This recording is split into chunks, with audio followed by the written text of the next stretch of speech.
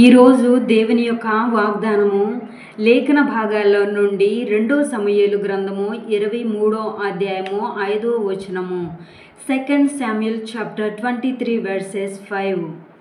నా సంతతి వారు దేవుని దృష్టికి అనుకూలులే కదా, ఆయన నీతో నిత్య నిబంధన చేసియున్నాడు. ఆయన నిబంధన సర్వసంపూర్ణమైన నిబంధనే, అది స్థిరమాయను, దేవునికి పూర్ణానుకూలము, అది నాకు అనుగ్రహించబడిన రక్షణార్థమైనది, నిశ్చయముగా ఆయన దీనిని నెరవేర్చును. ఆమేన్. ఇది కేవలము ఒక వాగ్దానము కాదు, అనేక వాగ్దానాల రాశి. ఒక ముత్యం కాదు, అనేక ముత్యాలు కలిగినటువంటి పెట్టె.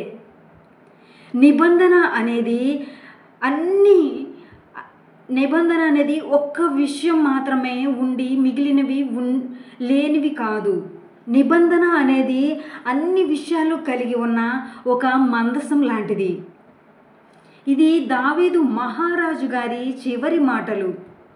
అయితే నేను ఈరోజు ఈ మాటను నా మాటగా చెప్పుచున్నాను. ఇక్కడ ఒక నిట్టూర్పు కనిపిస్తుంది. నేను అనుకున్నట్టుగా జరగటం లేదు. మన జీవితాల్లో కూడా, మీ జీవితాల్లో కూడా మనము అనుకున్నవి అనుకున్నట్టుగా అన్నీ మన జీవితాల్లో నెరవేరట్లేదు. జీవితంలో ఎన్నో శోధనలు, జీవితంలో ఎన్నో చింతలు, పాపంతో జీవితాన్ని గడుపుతున్నాము. ఇక్కడ ఒక ఆదరణ కూడా ఉంది. ఒకవేళ నీ జీవితంలో నీవు చేసినటువంటి పాపాల వలన వాటన్నిటిని బట్టి నీ తల బరువెక్కి ఉండవచ్చు. ఇక్కడ ఒక ఆదరణతో కూడిన మాట ఉంది. ఆయన నీతో నిత్య నిబంధన చేసి ఉన్నాడు. యెహోవాయే స్వయంగా నీతో నిబంధన చేశాడు. దీనిని యేసు రక్తముతో ముద్ర వేశాడు. నేను నా దేవునికి కట్టుబడి ఉన్నాను. మీరు కూడా మీ జీవితాల్లో మీరు దేవునికి కట్టుబడి ఉన్న ఎడల నా దేవుడు నాకు కట్టుబడి ఉంటాడు, నా దేవుడు మీకు కట్టుబడి ఉంటాడు. ఈ నిబంధన నిత్యమైనది, ఈ నిబంధన శాశ్వతమైనది, నిన్న నేడు నిరంతరము ఏకరీతిగా ఉన్నది.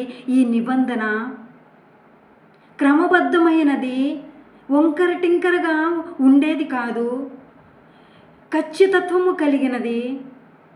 కొన్ని నిబంధనలు ఖచ్చితత్వం కలిగి ఉండవు, కానీ ఈ నిబంధన ఖచ్చితత్వం కలిగినది. ఇందులో భద్రత అనేది చాలా ముఖ్యమైనటువంటి విషయంగా మనకి కనబడుతుంది.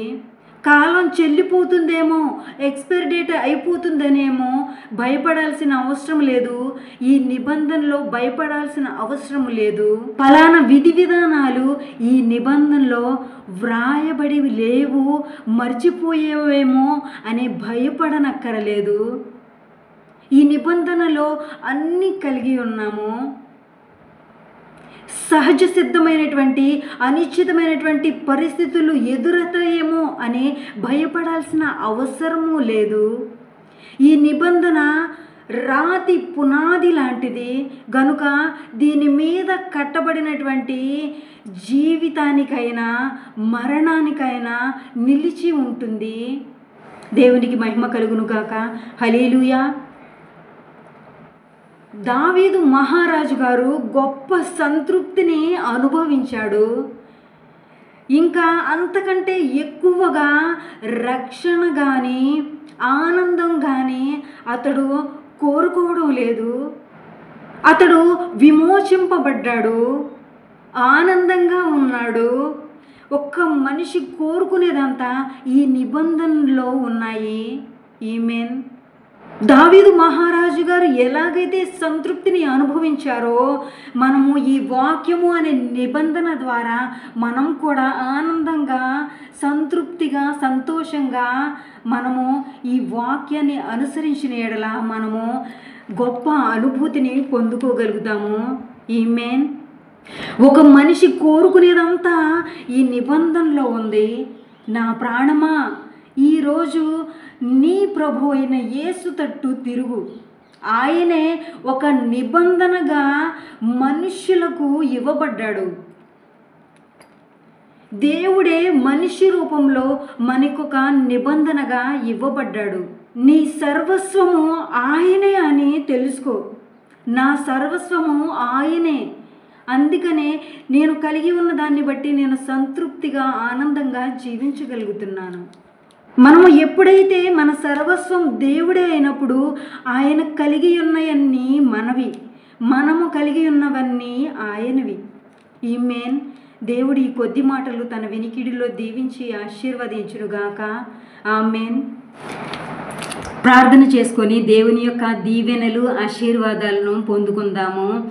మహాపరిశుద్ధుడైన యేసయ్య, మమ్మల్ని మిక్కిలిగా ప్రేమించిన పరలోకమందున్న మా తండ్రి, మీకే వందనాలు, స్తుతులు, స్తోత్రాలయ్యా.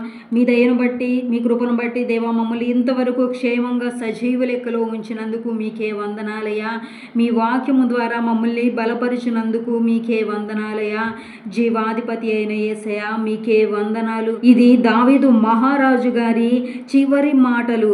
అయితే నేను ఈరోజు ఈ మాటలను నా మాటలుగా చేసుకుంటున్నానయ్యా. నీ వాక్యానుసారంగా, నీ వాగ్దానాలు దేవా, నిన్ను ఎరిగినటువంటి దేవుని బిడ్డలు నీ వాక్యానుసారంగా నీ వాగ్దానాలు గైకొనులాగున మీ కృపను మాకు అనుగ్రహించమని, ఈ కొద్ది మనవులు మీ పాద సన్నిధి వద్ద చేర్చుకోమని త్వరలో రానయ్యున్న యేసయ్య అతి పరిశుద్ధ నామమున ప్రార్థించి అడిగి వేడుకొని పొందుకొని ఉన్నాము తండ్రి. ఆమేన్. యేసు రక్తమే జయము, శిలువ రక్తమే జయము. యేసు నామమునకు సంపూర్ణ విజయము కలుగునుగాక. అపవాది క్రియలు అనంత నాశనము కలుగునుగాక. ఆమేన్, ఆమేన్, ఆమేన్. భలో యేసు మహారాజ్ की జై, రాజుల రాజు की జై, ప్రభువుల ప్రభువు की జై. ఆమేన్. God bless you all.